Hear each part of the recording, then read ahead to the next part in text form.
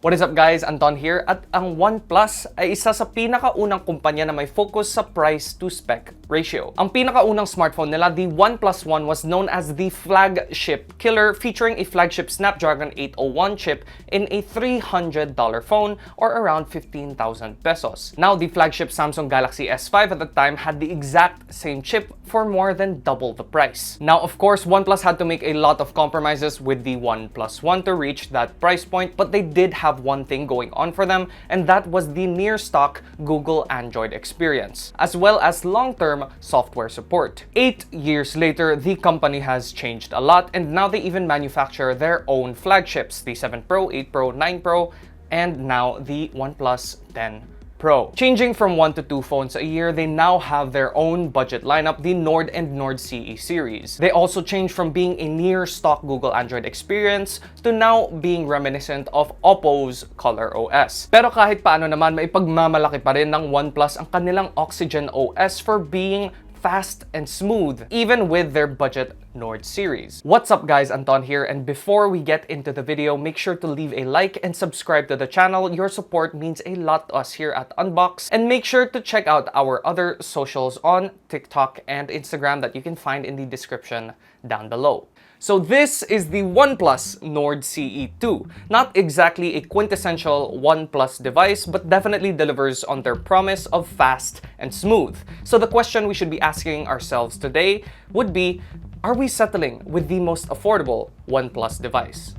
Now, like I said, this is the most affordable OnePlus phone, so it is no surprise that we are getting an all-plastic build, though we are getting Corning Gorilla Glass 5 for the front panel. This is the Bahama Blue colorway. Now, it does look quite glossy and plays with the light just a little bit, but it is surprisingly not a fingerprint magnet, so that is nice to see. Now, we are getting micro SDXC support here, so you have expandable storage up to 1 terabyte, and we are also getting dual SIM support that OnePlus never fails to deliver. Now, I am happy to see that we still have a headphone jack on the Nord CE 2, which is great because we are only getting mono speakers on this device, so getting support for your favorite headphones, IEMs, is really nice to have. What I am missing from this phone is that iconic OnePlus alert slider that you can find on every other OnePlus phone except the Nord CE series. So, in my opinion, in terms of design, we are definitely settling here.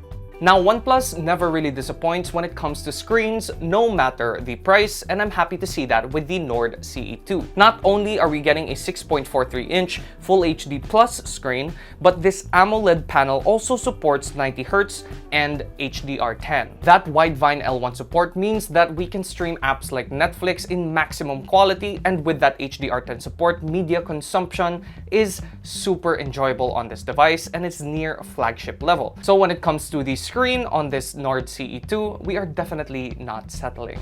Now, cameras have never been really the strong suit for OnePlus and all of their phones, except for their flagships. Even with my OnePlus 8 daily driver, the cameras are average at best, so I will temper my expectations for the Nord CE 2. Now, for this triple camera setup, we are getting a 64-megapixel main, an 8-megapixel ultra-wide, and the crowd favorite 2-megapixel macro, as well as a 16-megapixel selfie. Now, when it comes to images, OnePlus really focuses on post-processing this time, just to bring out more detail so shots in good lighting conditions turn out really great.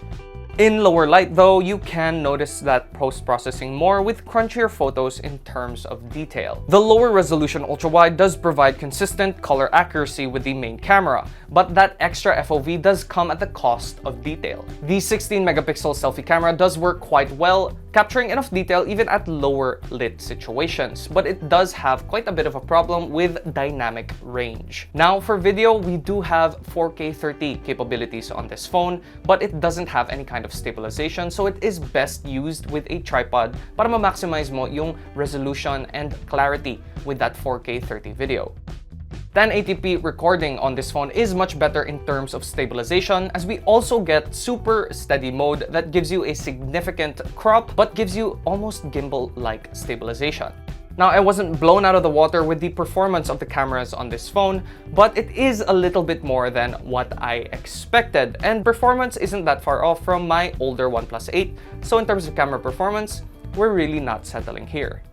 Now, in terms of internals, OnePlus was really well known for providing the best Snapdragon chip at the cheapest price, but that can't be said for the Nord CE2 and other budget models from OnePlus, as we are only getting a pretty competent MediaTek Dimensity 900 chip that does offer enough power for fast and smooth performance, especially with load-demanding games like Pokemon Unite, where the game was incredibly responsive and stable in terms of frame rates, even with long hours of gaming. When it comes to Genshin Impact, the Nord CE2 is the second phone we had a problem with in terms of stability and performance. Now, the Dimensity 900 chip is pretty competent in terms of pushing graphics, so this might be a problem with Genshin Impact itself. It might be better for us to wait for a feature update from Hoyoverse themselves to optimize the game for brand new products like the Nord CE2. Now, for storage, isa lang ang option natin dito sa Pilipinas na 8GB of RAM and 128GB of read-only memory. Now, that is above baseline, so that is very nice to see. Now, I have to give props to the amazing Oxygen OS. It did change over the past few years, but it is my Android skin of choice. It is simple and fast and smooth no matter what device they throw at it. Especially with their cheapest 15,999 peso phone, the Nord CE2. Oxygen OS is definitely up there in terms of speed and smoothness. Although there are problems with battery consumption, but that gives us the perfect time to talk about the battery. Now, OnePlus has always prided themselves in giving you fast charging, and with the OnePlus Nord CE2, we are getting 65 watts of fast charging. And with that 4500 mAh cell, we are getting 0 to 100 in much less than an hour. And with that very power efficient MediaTek Dimensity 900 chip, we are getting 16 hours and 11 minutes of screen on time according to PC Mark. So battery life and charging speeds are stellar on the OnePlus Nord CE2, so we are above and beyond never settling here. So that's about it for the OnePlus Nord CE2. Kahit nawawala yung iconic alert slider nila sa phone na to, totoo pa rin ang slogan nila na never settle. And with 2 guaranteed major Android updates from OnePlus, we can be ensured na future-proofed ang phone na to with up to at least Android 13 updates. Pero hindi lang ako sure kung Oxygen OS pa rin yun. So keep an eye out for Color OS. Now, I really think OnePlus has lost their way as a company, but that doesn't mean they're producing products that are worse. They're just a little bit different. At the end of the day, you're still getting that iconic red cable to join the Red Cable Club, and fast and smooth performance thanks to their Oxygen OS. So, sa tingin nyo ba, sulit ang phone na to for 15,999 peso discounted price? Kasi for me, that 65 watts of charging and fast and smooth performance is definitely worth it. Do you agree or disagree? Let us know in the comments down below. Once again, my name is Anton, and I'll see you guys next time. Oh, God. Dude, go.